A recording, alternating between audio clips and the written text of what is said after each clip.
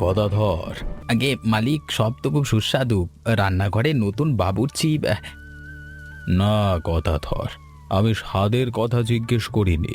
আমি জিজ্ঞেস করছি, এত খাবার, এত ধনসম্পদ, এ বিশাল বাড়ি, এর মধ্যে কোথাও কি একটুও আনন্দ আছে, নাকি সবটাই শুধু একটা ফাঁকা খোলস? মালিক, আপনি তো সব কিছুই পেয়েছেন। রাজার মতো জীবন আর কি চাইবেন বলুন তো? রাজার মতো জীবন? হ্যাঁ, রাজারাও তো একা থাকে গদাধর। দেখো এই বৃষ্টি, বাইরে হাজার হাজার মানুষ হয়তো ছাদের ফুটো দিয়ে গড়িয়ে পড়া জল কুড়িয়ে খাচ্ছে, অথচ আমি এই রূপার থালায় রাখা খাবার মুখে তুলতে পারছি না, আমার গলায় আটকে যাচ্ছে। মালিক, আপনি হয়তো ক্লান্ত, একটু বিশ্রাম নিন। না গদাধর, আমি আর এই খাঁচার পাখি হয়ে থাকতে চাই না। আমি সিদ্ধান্ত নিয়েছি, আমি বাড়ি ছেড়ে চলে যাব। কি বলছেন মালিক? আপনি পাগল হয়ে গেছেন নাকি? এই সম্পদ, এই প্রতিপত্তি ছেড়ে কোথায় যাবেন? যেখানে মানুষ আছে, যেখানে জীবন আছে। আমি শুনছি গ্রামের শেষ প্রান্তে সাধারণ মানুষ কিভাবে বেঁচে আছে। আমি সেটা নিজের চোখে দেখতে চাই। আর তুমি, তুমি আমার সাথে আসবে? আমি কিন্তু মালিক। কোনো কিন্তু নয়। আগামীকাল ভোরে আমরা সাধারণ পোশাক পরে বের হব। কেউ যেন না জানে আমরা কোথায় কোথায় যাচ্ছি। এই জমিদারি, এই নামডাক সব এখানেই থেকে যাক। আমি এখন থেকে শুধু অমর। আপনার যেমন ইচ্ছে মালিক, আমি আপনার সাথে আছি। হ্যাঁ মালিক, মানে অমরবাবু, এই রাস্তায় হাঁটা আপনার অভ্যেস নেই। চলুন এই গাছতলে একটু বিশ্রাম নিই। না গদাধর, বিশ্রাম নেওয়ার সময় নয়। দেখো এই গ্রামের মানুষ কিভাবে জীবন সংগ্রাম করছে। ভাই, এত কষ্ট করে চাষ করছো, বিশ্রাম নিলে হয় না? বিশ্রাম? বিশ্রাম নিলে বাবু পেটে ভাত জুটবে কি করে? আজকে যদি চাষ না করি তো কালকে ছেলে মেয়ে উপোস থাকবে। আপনি তো শহরে মানুষ, বুঝবেন না এই কষ্ট। আমি বুঝতে চাইছি ভাই, তোমার ঘরে খাবার আছে? হ্যাঁ আসে বলে মিথ্যে ববে। মানে গত সপ্তাহে চাল শেষ। আজকে শুধু মুড়ি আর লবণ দিয়ে দিন কাটাচ্ছি, কিন্তু কি করব, জমিদার বাবুর খাজনা দিতেই তো সব বিক্রি করে দিয়েছি। অমরবাবু চলুন, আমাদের যাওয়ার পথ অনেক দূর। ভাই, আমি তোমার কষ্ট বুঝতে পেরেছি। আমি ফিরে আসব, এবং যখন আসব তখন তোমার এই কষ্টের অবসান ঘটবে। আপনি একজন সাধারণ পথিক বাবু, আপনি খুব ভালো মানুষ, কিন্তু দুনিয়াটা টাকা ছাড়া কিছুই চলে না। টাকা নয় ভাই, মানুষের ভালোবাসা, সেটাই আসল সম্পদ। অমরবাবু, আর পাচ্ছি না। এই ঝড়ে যদি আমরা কোনো আশ্রয় না পাই তো মারা যাব। আমাদের ফিরে যাওয়া উচিত ছিল। না গদাধর, ফিরে যাওয়ার মানে হার মানা। দেখো ওপাশে একটা আলো জ্বলছে, চলো ওখানে যাই। কে?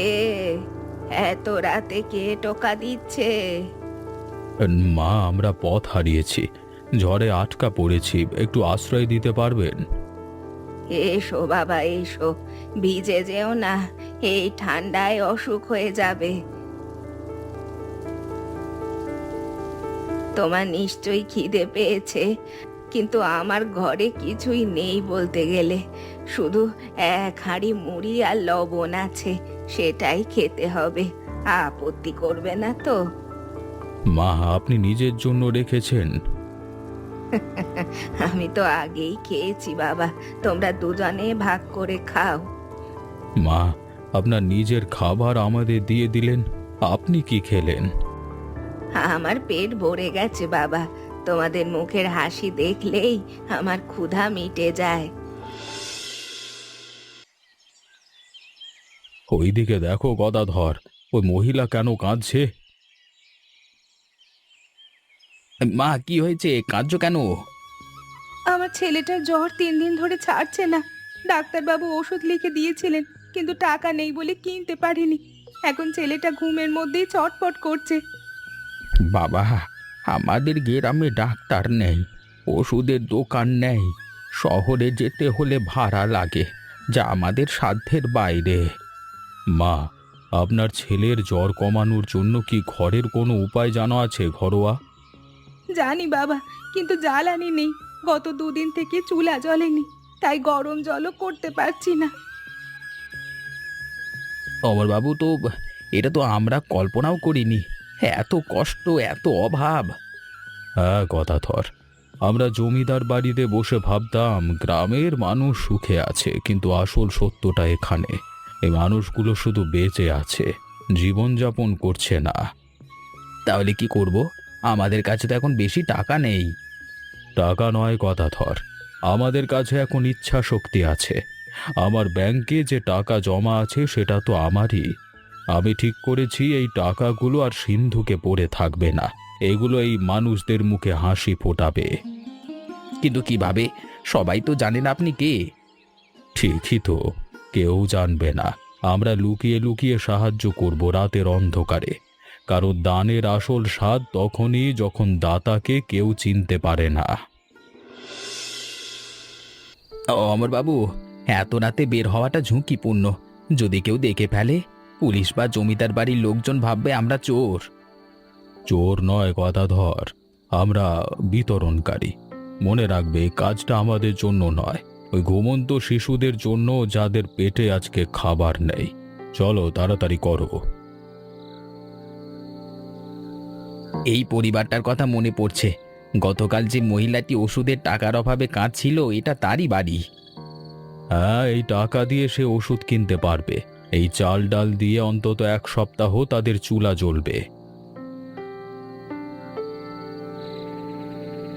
হ্যাঁ অমরবাবু, আমাদের কাছে এখন আর বেশি পুঁটুলি নেই।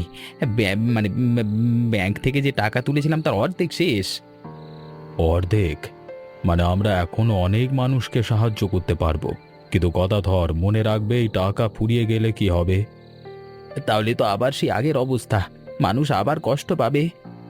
না কথাধর, টাকা ফুরিয়ে যাওয়া মানে সমস্যার শেষ নয়, বরং নতুন শুরু।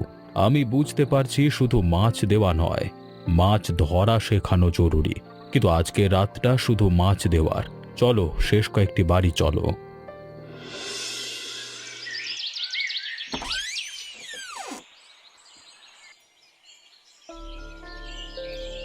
ওগো শোনো, আমাদের দরজার পাশে কি দেখো, একটা পুঁটুলি।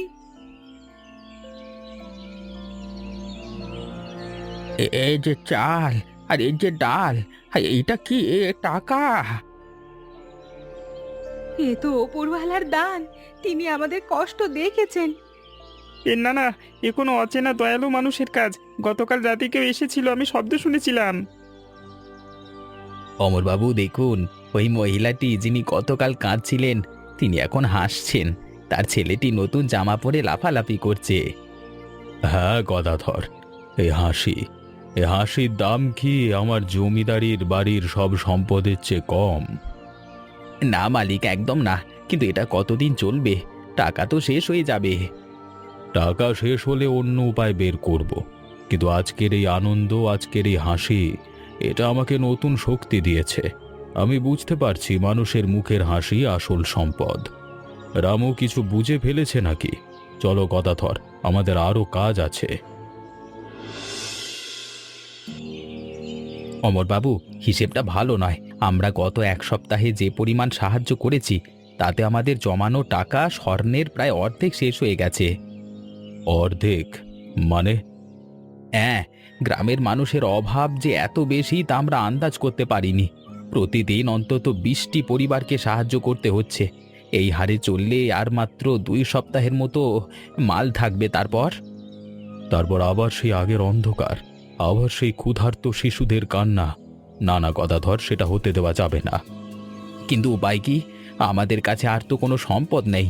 জমিদারি বাড়ির সাথে সব সম্পর্ক ছিন্ন করে এসেছি। এখন আমরা সাধারণ মানুষ। সাধারণ মানুষের আয় দিয়ে এত বড় গ্রামের অভাব মেটানো অসম্ভব। আমি ভুল করেছিলাম গদাধর। আমি ভেবেছিলাম শুধু টাকা দিয়েই মানুষের কষ্ট দূর করা যায়, কিন্তু টাকা তো ফুরিয়ে যায়। আমাকে এমন কিছু করতে হবে যা চিরস্থায়ী। মানে আমাকে শুধু দাতা নয়, উপার্জনকারী হতে হবে। কিন্তু কিভাবে? আমি তো সারা জীবন কেবল আদেশ দিয়েছি, কাজ তো করিনি। আমার হাতে কাস্তে ধরবার শক্তি আছে কি? না, হাল ছাড়লে চলবে না। আমি পথ খুঁজে বের করবই করব।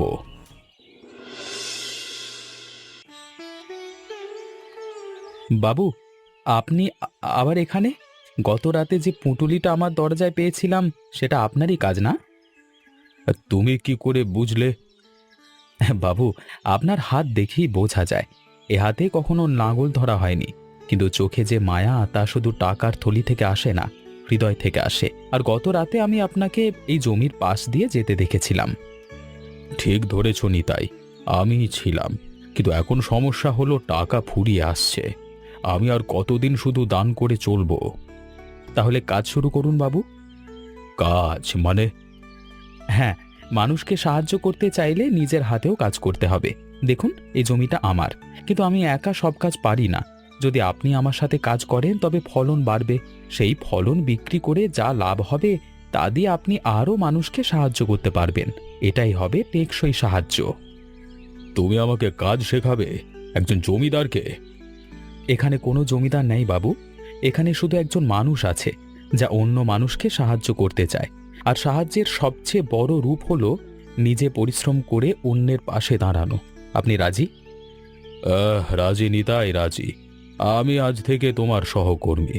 শেখাও আমাকে কিভাবে এই মাটির সাথে সম্পর্ক গড়তে হয়। তাহলে চলুন। প্রথম পাঠ, কাস্তে ধরা। মনে রাখবেন, মাটি কখনো মিথ্যে বলে না। আপনি যত দেবেন ততই ফিরে পাবেন। না বাবু, এভাবে হয় না। কাস্তেটা আলতো করে ধরুন। জোর করলে ধান কাটবে না, আপনার হাতেই ব্যথা করবে। দেখুন, আমার মতো করুন। আমি পারবো না নিতাই, এ কাজ তো মানুষের সাধ্য নয়। সারা জীবন আমি কেবল বসে বসে খেয়েছি। আমার হাত এই পরিশ্রমের জন্য তৈরি নয়। হাত তৈরি হয় না বাবু, মন তৈরি হয়। যখন আপনি বুঝবেন যে এই প্রতিটি ধানের গোছা কারোর পেটের ভাত, তখন হাত আপনা আপনিই চলবে। আজকে প্রথম দিন ব্যথা হবে, কিন্তু কালকে কমবে, পরশু আরও কমবে। হাল ছাড়বেন না।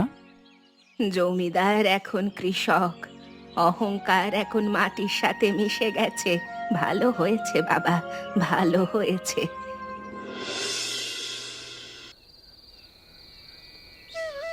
মা, আমাকে সাধারণ মানুষের মতোই দেন। আমি তো এখন তাদেরই একজন। না বাবা, সেদিন তুমি যখন আমার ঘরে এসেছিলে তখন আমি তোমাকে শুধু মুড়ি খাওয়াতে পেরেছিলাম। আমার সামর্থ্য ছিল না, কিন্তু আজ আজ আমার সামর্থ্য আছে। কারণ তোমার সাহায্যে আমাদের ফলন ভালো হয়েছে। তাই আজ মুড়ির সঙ্গে মাংসের ঝোল খাওয়াবো। এটা আমার কৃতজ্ঞতা। বাবু, আপনি যেদিন থেকে মাঠে কাজ শুরু করেছেন, গ্রামের চেহারাই বদলে গেছে। আগে আমরা ভয়ে কাঁপতাম, এখন আশায় বাঁচি। এ মাংসের ঝোল শুধু খাবার নয়, এটা আমাদের নতুন জীবনের স্বাদ। মালিক, মানে অমরবাবু, আপনি আজকে যে হাসিটা হাসছেন সেটা আমি জমিদার বাড়িতে কখনো দেখিনি। কারণ গদাধর, জমিদার বাড়িতে আমি মালিক ছিলাম, এখানে আমি মানুষ। আরে মানুষের মধ্যে যে আনন্দ তা সম্পদের মধ্যে নেই।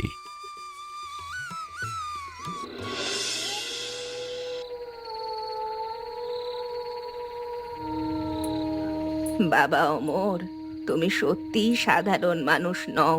তোমার হাতে যে কাজের ছাপ তা একদিনে আসে না। আর তোমার চোখে যে দয়া তা টাকার থলি থেকে আসে না, হৃদয় থেকে আসে। কিন্তু আমার মনে হয় তুমি কিছু লুকাচ্ছ। মা, আপনি ঠিকই ধরেছেন। আমি লুকিয়েছিলাম কারণ আমি চেয়েছিলাম মানুষ আমাকে জমিদার হিসেবে নয়, মানুষ হিসেবেই দেখুক। জমিদার? তুমি?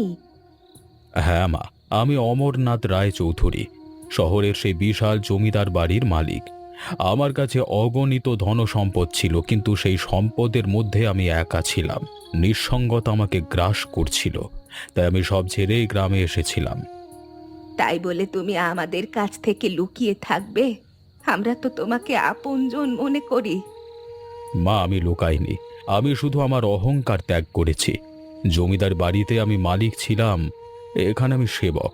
সেই পার্থক্যটা আমি বজায় রাখতে চেয়েছিলাম, কিন্তু আজকে আপনার প্রশ্ন শুনে বুঝলাম গোপনীয়তার প্রয়োজন নেই, সত্যটা জানা জরুরি। বাবা, তুমি জমিদার হতে পারো, কিন্তু আজ তুমি আমার ছেলে। যে ছেলে নিজে সুখ স্বাচ্ছন্দ্য বিসর্জন দিয়ে অন্যের মুখে হাসি ফোটায়, সে আমার কাছে রাজার চেয়েও বড়।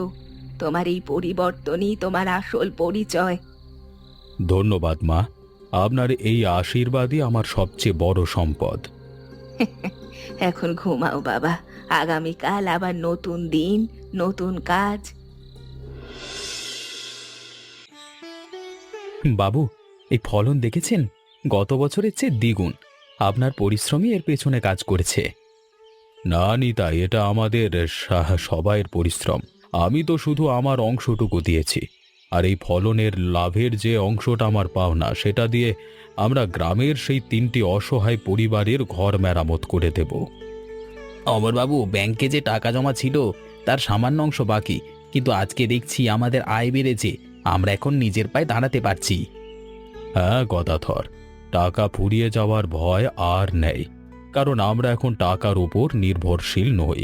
আমরা নির্ভরশীল আমাদের পরিশ্রমের উপর, আর এই পরিশ্রম থেকে যে আনন্দ পাচ্ছি তা কোনো সিন্ধুকের ধনে নেই। একদিন আমি সিন্ধুকে ধন জমাতাম, ভাবতাম এটাই সম্পদ, কিন্তু আজকে আমি মানুষের মনে ভালোবাসা জমাই। এই সম্পদ কোনোদিন ফুরবে না, কোনোদিন চুরি যাবে না, এটা চিরস্থায়ী। আপনি এখন আমাদের মধ্যের একজন বাবু। আপনি জমিদার নন, আপনি আমাদের অমর। নিতাই, আমি অমর, কারণ এই ভালোবাসার মধ্যে আমি অমর হয়ে থাকবো। জমিদারের অহংকার ত্যাগ করে সাধারণ মানুষ হয়ে ওঠা, পরিশ্রমের মাধ্যমে আত্মনির্ভরশীলতা অর্জন এবং মানুষের সেবায় জীবন উৎসর্গ করার মাধ্যমে প্রকৃত আনন্দ খুঁজে পাওয়া, এই গল্পের মধ্যে ফুটিয়ে তোলা হয়েছে। কেমন লাগলো অবশ্যই কমেন্ট করে জানাতে ভুলবেন না। এমনই মজাদার গল্প দেখতে আমাদের চ্যানেলটিকে সাবস্ক্রাইব করতে ভুলবেন না যেন।